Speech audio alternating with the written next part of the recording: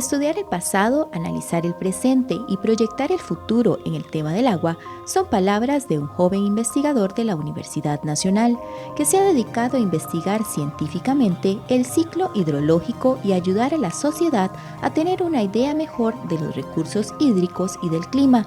Nos referimos al doctor Ricardo Sánchez Murillo, Premio Joven Científico Toas CONICYT. Este académico e investigador es licenciado en Química con énfasis en Química Ambiental de la Universidad Nacional, máster en Fuentes de Agua con especialización en Modelación Hidroquímica, doctorado en Fuentes de Agua e Isótopos e Hidrología y profesor asociado de Química y Física Hidrológica en la UNA. Conversamos hoy en Encuentro TV UNA con el doctor Sánchez Murillo, quien viene realizando un trabajo pionero en Latinoamérica y en las regiones tropicales.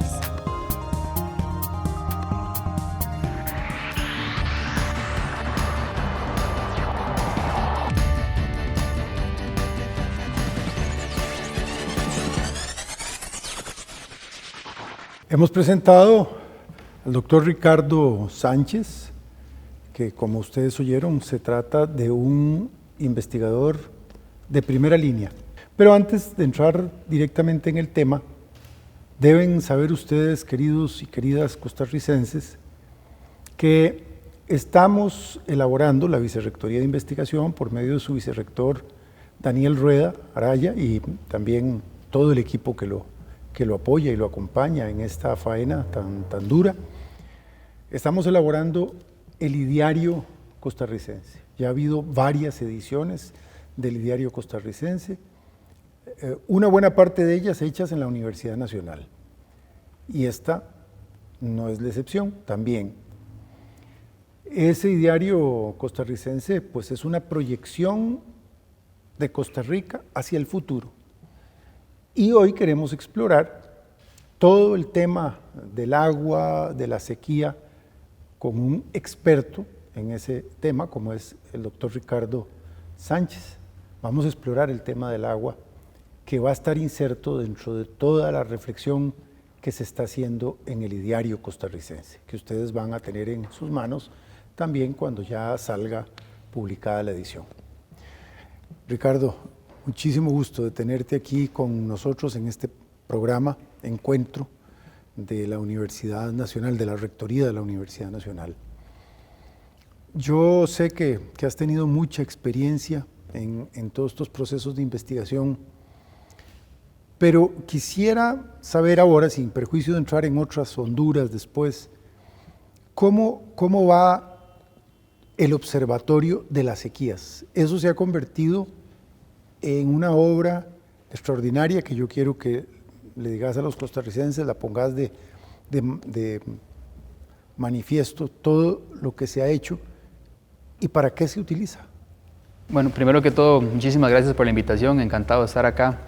El Observatorio de Sequías nace como una necesidad ante la variabilidad que estábamos observando en las lluvias de nuestro país en los últimos años, y es algunas veces difícil accesar información para hacer investigación. Hay una urgencia de los investigadores por tener datos, y planteamos un proyecto dentro de la Universidad Nacional con el apoyo de la Vicerrectoría de Investigación.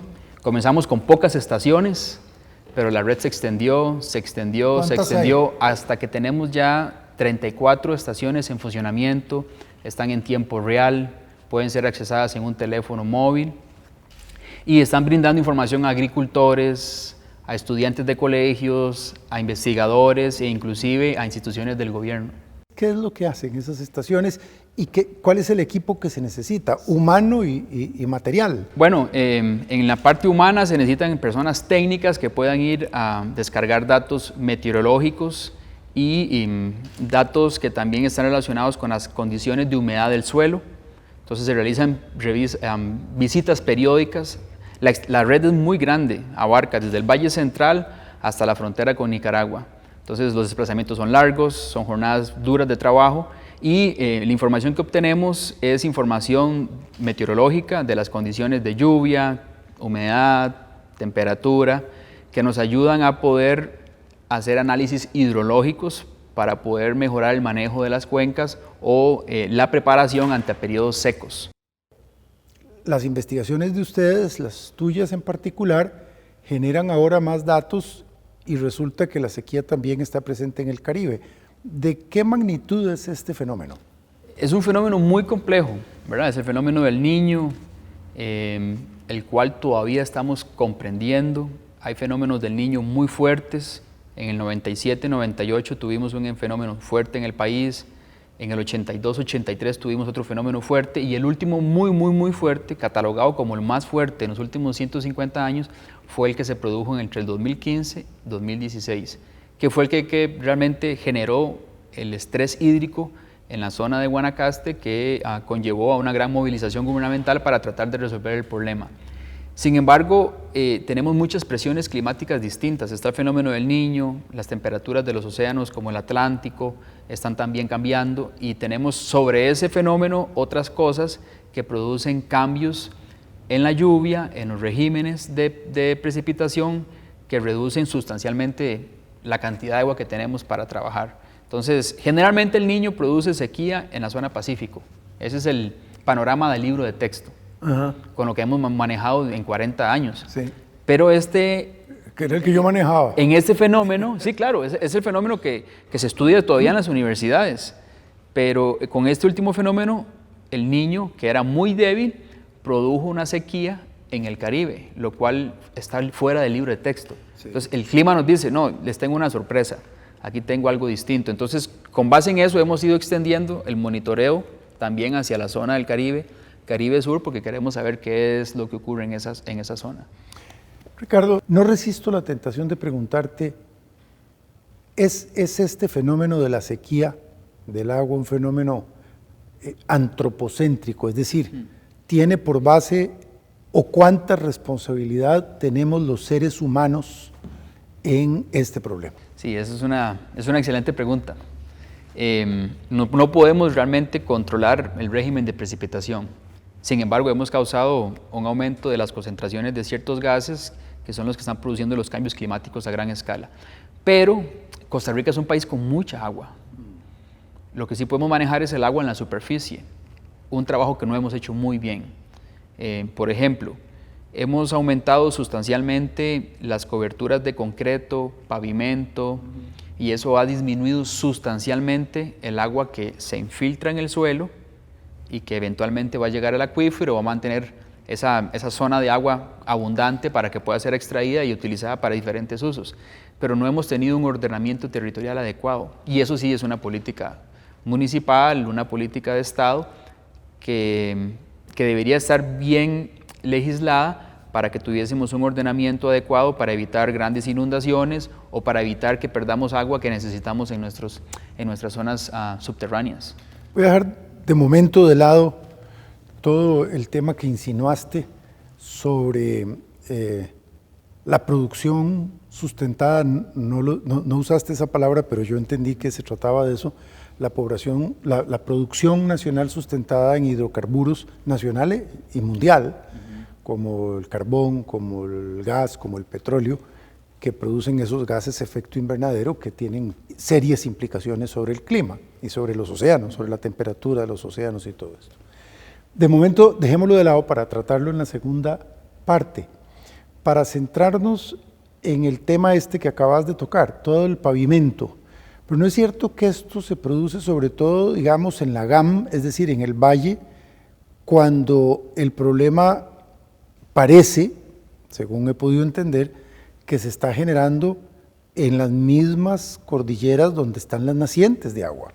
Sí, eso es cierto. Es decir, obviamente el proceso más acelerado de cubrimiento de la superficie con concreto, pavimento, etcétera, es en la GAM, pero también hemos ido creciendo en las zonas. Liberia es una zona que ha ido creciendo muchísimo, hay menos infiltración, pero también, aunado a eso, hemos hecho otros cambios del uso del suelo, no solamente la parte de concreto y pavimento. También hemos cambiado bosque por zonas agrícolas en donde no deberíamos tener esas zonas agrícolas.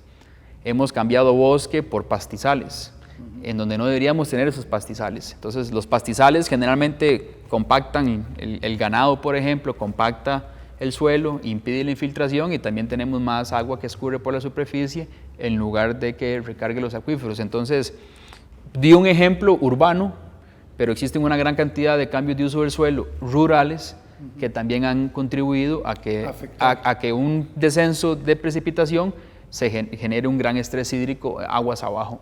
Sí, sí, porque decía una vez un amigo en una gira que lo acompañé, lo que hagas aguas arriba repercute aguas abajo. Hoy parece una obviedad, pero en ese momento me pareció a mí un acerto. O sea, porque uno va a disfrutar a las cuencas, a los ríos, se baña en los ríos, etcétera, con amigos, pero nunca está uno pensando en cuál es el efecto que se está produciendo arriba, ¿verdad? En las nacientes. Y así como decías, nosotros somos un país bendecido por la naturaleza, porque tenemos muchas nacientes y tenemos muchos acuíferos subterráneos, superficiales y más profundos, pero parece que eso ha estado viéndose afectado seriamente. Sí, lo que pasa es que nuestra legislación hídrica y nuestra legislación o nuestra división administrativa histórica de Costa Rica en municipios, en cantones, no estuvo enfocada o no tuvo una visión que cubriera también la parte hídrica. Es decir, las cuencas no corresponden a un solo cantón. Una cuenca hidrográfica puede compartir muchas unidades administrativas o político-administrativas. El problema es cuando esas unidades político-administrativas, llámese municipalidades, no coordinan o no tienen el mismo plan de manejo del recurso hídrico. Entonces, un ejemplo específico, el acuífero Barba. Tiene una implicación de más de 11 municipalidades. Y eso es lo que usted exactamente acaba de mencionar. Lo que haga la municipalidad de Barba va a afectar al desarrollo del cantón de Belén. Y el uso que da el cantón de Belén al agua debería ser de tener cierto ciclo de retorno hacia la zona alta de la recarga. Y esos ligámenes no se han realizado en nuestra manera de hacer el manejo del recurso hídrico. Y creo que es una de las partes que debería mejorarse mucho más en términos de la Costa Rica del 2050 en términos de recursos hídricos. Eso lo estamos examinando en el diario costarricense, donde el doctor Ricardo Sánchez participa de manera protagónica por su calidad, por sus condiciones. Uno de los investigadores de mayor calado que tiene la Universidad Nacional, dedicando su vida a uno de los temas más cruciales de la contemporaneidad, como es el tema del agua y particularmente el estudio del ciclo del agua, de lo que vamos a hablar ahora después de este corte al que vamos. Muchísimas gracias por su audiencia. No se vaya, quédese con nosotros. Estamos en un tema hondo.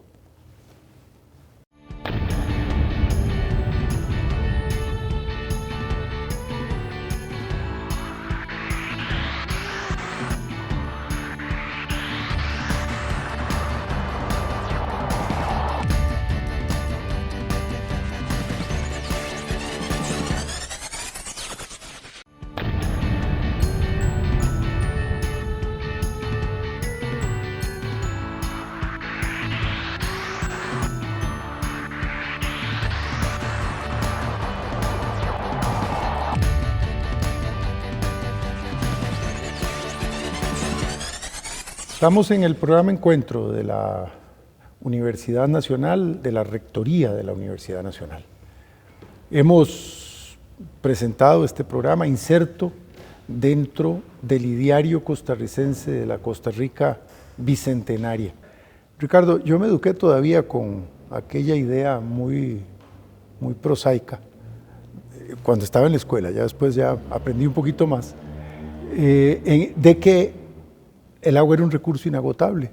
Hoy sabemos, y me duele todavía haber descubierto eso, o que otros lo hayan descubierto y me lo hayan enseñado, que el agua no es un recurso inagotable. Y nos educamos además, y eso sí fue a dar hasta la universidad, con la idea arrogante de que el hombre así con género, porque la mujer no la metíamos ahí, ojalá hubiera sido el hombre y la mujer, pero no era el hombre, es el dueño de la naturaleza. Eso es de una arrogancia, me parece a mí, tremenda, y tiene repercusiones en la vida práctica.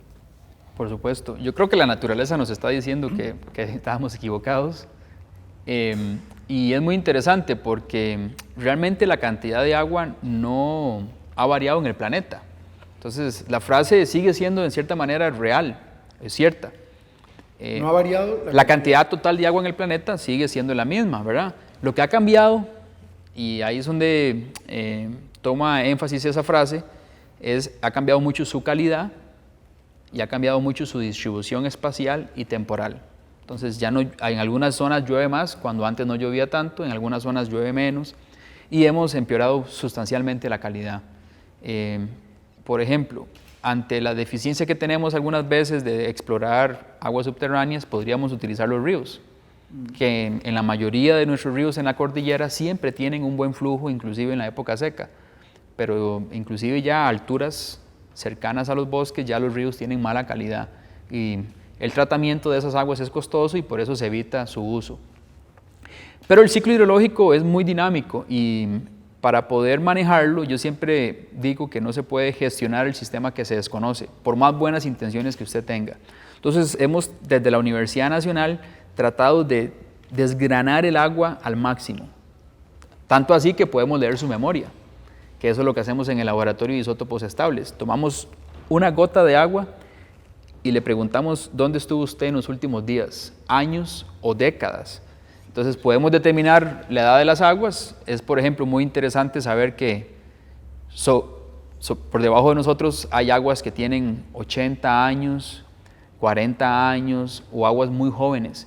Entonces la edad, el ciclo hidrológico se puede datar y nos permite entender qué sistemas son más vulnerables al cambio climático reciente y qué sistemas son más resilientes al cambio climático. Entonces, para los operadores eso es una información sumamente esencial porque pueden orientar mejor sus recursos y esfuerzos hacia ciertos cuerpos de agua más resilientes. Si no entiendo mal, una gota de agua que la investigás y puedes demostrar que tiene una cierta edad. Una edad de, digamos, 80 años, forma parte de una cuenca, de un manto subterráneo más resiliente, me parecería a mí, que allí donde se ha evaporado el agua por efecto de la tala de árboles indiscriminada u otros efectos. Sí, por supuesto.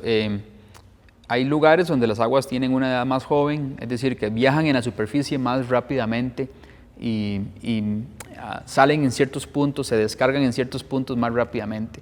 Pero con técnicas químicas y físicas se puede determinar su edad y entonces esos sistemas son los que tenemos que tener mucho más cuidado, manejarlos mejor, el uso del suelo debe ser más controlado porque podemos variar sustancialmente su dinámica.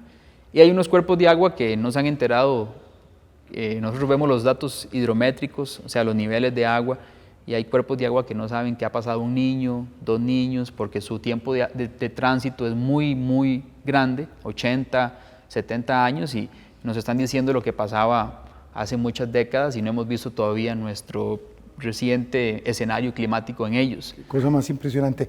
Dicho sea de paso, eso te valió, yo sé que a usted no le gusta mucho que lo halaguen, pero eso te valió un premio, ¿verdad? Esa metodología empleada científicamente para medir el agua químicamente, como un fenómeno químico y físico, te valió un premio. Sí, el año pasado el grupo de herramientas que hemos ido desarrollando en la Universidad Nacional fueron premiadas por la Academia Mundial de Ciencias para el Desarrollo y el CONICYT, con el premio TUAS CONICYT 2018 en química, por la utilización de la química para el entendimiento del ciclo hidrológico. Bueno, eso es increíble y la Academia Mundial de Ciencias, tenemos un estudioso del agua en la Academia Mundial de Ciencias, tenemos ese honor en la Universidad Nacional, para eso servimos a Costa Rica. Ricardo, yo quisiera aprovechar, digamos, estamos entrando como a la última parte del programa, lamentablemente, porque el tiempo se va volado, para que hablemos un poco y reflexionemos junto con los costarricenses que nos ven acerca de qué podemos esperar los costarricenses con nuestra situación. Parecía, aunque ya sabíamos que el agua no era inagotable, parecía que seguíamos contando con muchos mantos acuíferos y con mucha agua para sostener a la población creciente de Costa Rica. Hace un tiempo mucho más rápidamente crecía, ahora más lentamente, pero sigue creciendo. ¿Qué nos puedes decir sobre esto? ¿Qué podemos esperar con la sequía del Pacífico reiterada y la sequía ahora del Caribe? Los patrones de modelos, los patrones que conocemos actualmente nos dicen que las sequías tienen un patrón recurrente, la intensidad está aumentando y son cada vez más constantes. Es decir, pasamos de una sequía en 2014-2016 a otro proceso de sequía en el 2018. No tuvimos ni siquiera 2 años de receso. Entonces, ¿qué podemos esperar? Podemos esperar un patrón muy variable del clima. Vivimos en una zona tropical, nuestro dinamismo es altísimo y eso produce que nuestro régimen de precipitación sea tan variable. Pero más allá de lo que podemos esperar del clima, yo creo que hay una gran oportunidad como universidad y como sociedad de poder realizar los cambios que realmente está necesitando la gestión del recurso hídrico. Y los voy a enumerar muy rápidamente, son 5 pilares. Uno es mejorar la medición que hacemos de las variables hidrométricas. Tenemos que mejorar la instrumentación. El segundo es innovar con tecnologías que mejoren el uso del agua, tanto en la casa como en el riego, etc. El tercero está relacionado con una gobernanza del agua, pero que sea adaptativa. La gobernanza no puede ser solamente para apagar el incendio cuando tengo un problema. Tiene que ser un proceso de construcción social que se dé todos los días. Y con toda la población. Y con toda la población, por supuesto, pero no puede ser solamente cuando tengo sequía. Tenemos que tener gobernanza cuando hay abundancia de agua. Y otro punto muy importante es un ordenamiento territorial a nivel municipal con visión hídrica, no con solamente tal vez visión comercial, residencial, sino que necesitamos la visión hídrica orientando el desarrollo y que los planes de educación, ese es el quinto pilar, incluyan con certeza el estudio del cambio climático, el estudio de los cuerpos de agua desde la educación primaria. O sea, realmente necesitamos que los niños desde la educación primaria sepan qué es realmente cambio climático y qué esperan ellos de los próximos 30 años. Ricardo, yo creo que aquí hay responsabilidades de distinto orden y jerarquía, ¿verdad? En principio, yo debo decir, como rector de la Universidad Nacional, creo que es mi responsabilidad decirle a los costarricenses, todos tenemos responsabilidad en el uso del agua.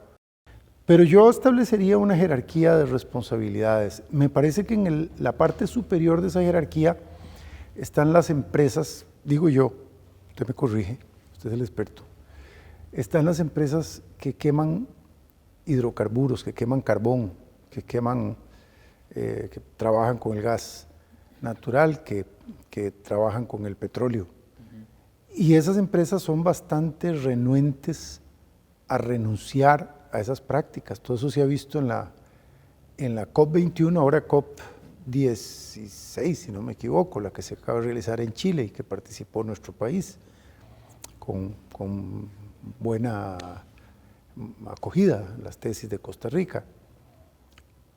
¿Usted concuerda con que en la jerarquía, en la parte de arriba de la jerarquía, están las empresas multinacionales que trabajan, como las de la gasolina, como tantas otras empresas que producen emanaciones de gas al espacio? Definitivamente, como científico, yo me adhiero a la evidencia científica. Y la evidencia científica lo que indica es que las emisiones de dióxido de carbono y otros gases de efecto invernadero son los impulsores, los activadores de ese calentamiento. Y hay empresas y hay transnacionales que no están de acuerdo con la reducción o la búsqueda de otras energías alternativas, pero al mismo tiempo el planeta ha entrado en un mundo de compensación ambiental en donde yo puedo comprar bosque, pero sigo haciendo mi propia actividad. Y yo creo que eso ha sido un poco nocivo, es decir, yo puedo comprar CO2 como compensación ambiental, pero sigo explotando, sigo quemando hidrocarburos, y creo que eso es una parte que ha dañado un poco realmente a la solución del problema. La solución del problema es realmente buscar alternativas, como lo ha hecho Costa Rica, que es un ejemplo, que tiene... Con energías limpias. Con energías limpias. Si un país tan pequeño, con recursos limitados, puede realizarlo, es muy posible que grandes países también puedan hacerlo y reducir y tener esa meta de que no superemos el 1,5 grados centígrados de aumento de la temperatura del planeta para no ver más sequías o sequías tan recurrentes o un patrón de lluvia tan variable como el que estamos enfrentando actualmente. De lo dicho por Ricardo Sánchez, que hemos tenido el honor de tener aquí en nuestro programa Encuentro, se desprende que el problema es mayúsculo, pero les doy una buena noticia, tiene solución. Eso es lo que Ricardo ha dejado entrever con su respuesta. ¿Por qué tiene solución? Porque si somos los seres humanos los principales responsables, ataquemos el problema con políticas públicas que son difíciles, sí son difíciles, pero ataquemos el problema por ahí con pertinencia, con persistencia, no dejándonos desanimar y todos tomando conciencia del verdadero problema. Así podemos seguir alimentando la vida en este planeta tan hermoso que es suyo y es de todos, es de Ricardo, es mío, es de todos y también de nuestros hermanos menores, los animales.